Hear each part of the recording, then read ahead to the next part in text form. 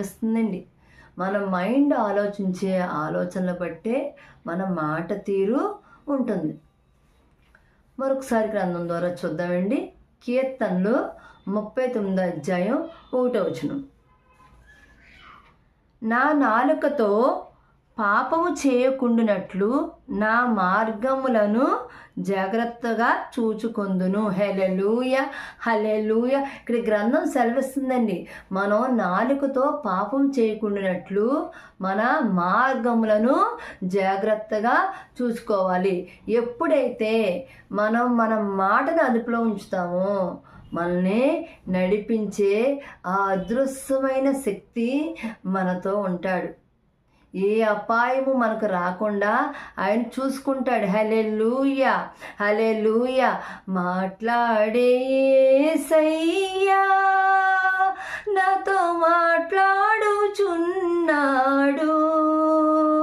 మాట్లాడే యేసయ్యా నాతో మాట్లాడుచున్నాడు.